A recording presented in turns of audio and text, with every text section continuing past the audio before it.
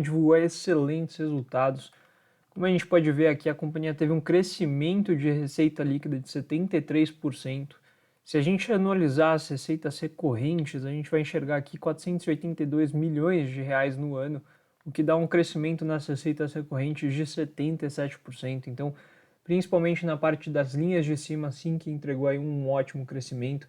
Tem aqui já as aquisições que a companhia vem fazendo e a gente esperava ver um crescimento bem forte nessas linhas, tá? Falando aqui do EBITDA, o crescimento foi mais expressivo ainda, crescendo 98% na comparação com o segundo trimestre de 2021. E se a gente analisar esses 39 milhões, a companhia já estaria com um EBITDA anual aqui de 156 milhões, tá? Um crescimento muito forte na comparação com o ano passado. Claro, pensando obviamente que houveram, né, as integrações das empresas que a companhia vem comprando aí nos últimos anos. Outro destaque aqui bem legal é a margem da companhia, né? Então, mesmo fazendo aquisições, a companhia vem conseguindo capturar aqui sinergias e consegue um ganho de margem, tá? Outro ponto, né? A companhia teve um crescimento do lucro líquido ajustado de 22%, mas o lucro líquido atribuído aos acionistas teve aí uma queda de 60% aproximadamente, por conta, né, das despesas financeiras e também por conta da amortização do pagamento dessas aquisições que a empresa vem fazendo, né? As empresas que elas vão comprando, elas são feitos pagamentos e isso acaba afetando o lucro, não afeta o EBITDA, por isso que a gente acaba olhando mais para o EBITDA de Sinqia, tá? Aqui no geral, a estratégia da companhia tem dado super certo, né? Eles estão construindo aqui a nova Sinqia depois de um processo aí de follow-on há algum tempo atrás, onde eles conseguiram se capitalizar. Além disso, fizeram uma emissão de debenture aí de 250 milhões de reais. Isso que terminou de ser captado no começo de julho. A companhia captou os 100 milhões que remanesciam disso. E nesse processo todo, a companhia fez aqui 3 grandes aquisições nesse último período. A Newcom, que praticamente dobrou o tamanho da empresa. A Lote 45, abrindo aí mais serviços e produtos para adicionar na linha de fundos, e a Mercer Seguridades, né, adicionando aí na parte de seguros. É um ponto, como eu comentei, bem legal da companhia ter entregado aqui um crescimento bem forte de receitas recorrentes no ano, né, um crescimento de 76%, mas aqui o destaque eu diria que é o crescimento orgânico, né? A gente já esperava que o crescimento de receitas fosse super forte pela integração das aquisições, mas é muito bom a gente ver que a companhia vai crescendo organicamente acima do que o mercado cresce, né? Então, o mercado de softwares hoje no Brasil cresce em média 14, 15% ao ano, e sim que é como player número 1 nessa parte de softwares para serviços financeiros, está conseguindo crescer mais, ganhando cada vez mais market share. Lembrando que a empresa hoje possui 11% de mercado apenas, enquanto os competidores possuem aí metade disso, tá? Um outro ponto bem interessante aqui é justamente esse sistema de capacidade que a companhia tem de repassar a inflação, né? E simultaneamente isso permite, né, que eles consigam gerar aí bons resultados repassando a inflação e tendo uma troca, né? Os clientes não fazem a troca do serviço da Sinqia. Por quê? Porque o custo para eles fazerem essa troca acaba sendo muito alto, né? Então o churn, que é justamente a reposição, caso o cliente vá para um competidor, o churn da companhia é muito baixo, ou seja, é uma vantagem competitiva bem interessante que a companhia tem, e a gente enxerga muito valor justamente nessa capacidade deles de repassar a inflação sem perder os clientes, tá?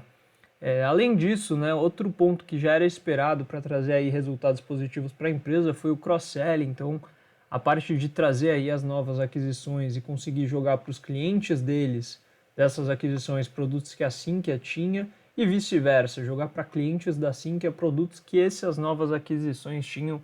Isso vem gerando aí bons resultados e trazendo rentabilidade para a companhia que vai ganhando margem, né?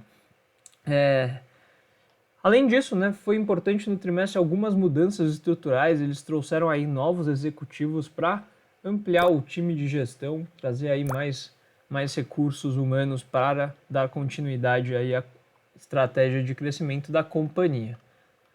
Falando aqui dos números, né, como a gente pode ver, o crescimento da receita recorrente foi muito bom. A companhia conseguiu chegar aqui a 482 milhões de receitas recorrentes. Isso, né, tanto dado pelas aquisições, aqui como a Simplia, FapWeb, a Kitja, Newcom, Lote 45 e Mercer, mas também, né, o destaque realmente foi o crescimento orgânico, acima do que o mercado cresce nessa área que sim que atua, né? Então, muito interessante isso. A companhia aí conseguiu também chegar a 732 clientes, uma adição aqui de 235 clientes, né, contando com as aquisições.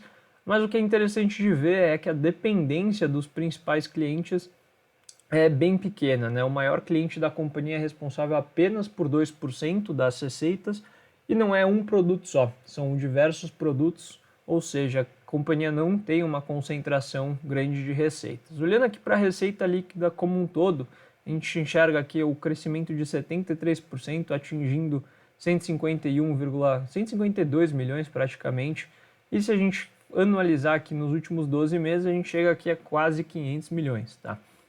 É muito interessante que a receita líquida orgânica somou 900%, né, um crescimento de 900 milhões, um crescimento de 20% no período, além, né, das aquisições que adicionaram aqui esse montante bem elevado, né? Falando aqui dos resultados recorrentes, a companhia teve um crescimento de 54%, né, chegando a 127 milhões de reais, e aqui a recorrência se mantém nessa faixa acima dos 80%, ou seja, isso é bem importante que eles consigam manter elevado justamente para conseguir manter com o crescimento das receitas o crescimento do que é recorrente, né? Então isso dando visibilidade para o futuro.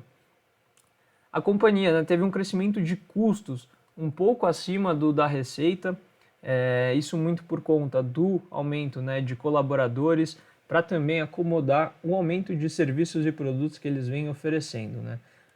Falando aqui da unidade de softwares, a gente enxergou aqui um bom crescimento, batendo o recorde de receita, chegando a 130 milhões, um crescimento de 86%, ou seja, quando a gente olha o consolidado, né, a parte de softwares, que é o core da companhia, cresceu mais. E eu queria destacar aqui também um formato, né, de uma mudança, uma evolução que eles implementaram nos últimos meses, que foi o formato de assinatura, muito parecido com o que a Microsoft fez com o Office, assim que também promoveu esse sistema, né, e tem tido aí bons resultados diante disso, como a gente pode observar.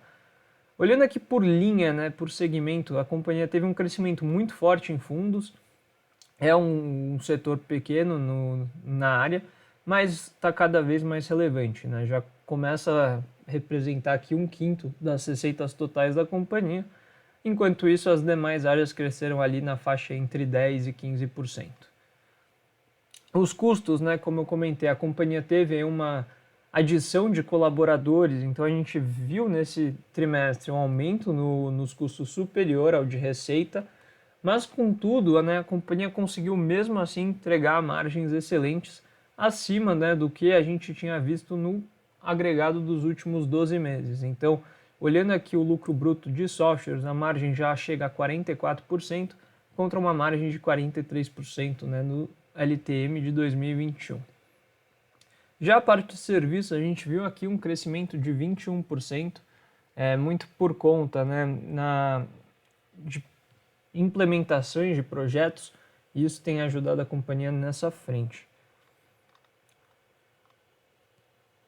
Mas passando aqui, né, justamente explicar um pouco do porquê que Sinqia consegue ganhar margem, mesmo tendo aí um aumento nos custos, né? A gente viu aqui o SG&A, que são as despesas com venda e gerais e administrativas, cresceram apenas 50%. E com isso, né, a companhia teve um crescimento de EBITDA bem relevante versus o crescimento de receita, né? O SG&A cresceu muito menos do que a linha de cima e com isso a companhia entregou um crescimento de EBITDA muito interessante. E já na parte de depreciação e amortização, a gente vê aqui um valor bem alto na amortização, que é justamente, né, o pagamento das aquisições que a companhia vem fazendo. E com isso, né, a gente chega a valores mais altos nessa linha, o que é normal, uma empresa em processo de expansão e consolidação de mercado, tá? Mas falando aqui do EBITDA, a companhia chegou a um crescimento de 98%, dobrando praticamente seu EBITDA de um ano para cá, com uma margem melhor. Então, se a gente olhar aqui o agregado dos 12 meses deste ano comparado com o do ano passado, a empresa está com uma margem de 23%, ou seja, melhorando aqui a rentabilidade dos seus serviços e produtos, né?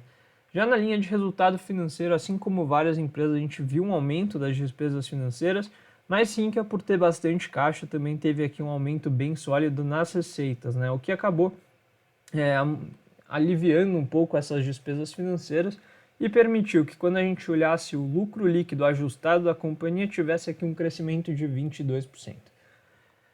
Sinqia segue com seu processo de consolidação de mercado, eles estão com caixa na empresa de 77 no final do trimestre, mas captaram aqui já mais 100 milhões, ou seja, a companhia tem aí por volta de 170 milhões de caixa. É uma empresa que gera bastante caixa, então mesmo estando com uma alavancagem de 1,1 vezes EBITDA, a gente acredita que a companhia pode continuar com seu processo de aquisição e hoje sim que a negocia aí a 18 vezes EBITDA, mas mostrando muita visibilidade de crescimento. Então comprem Sinqia.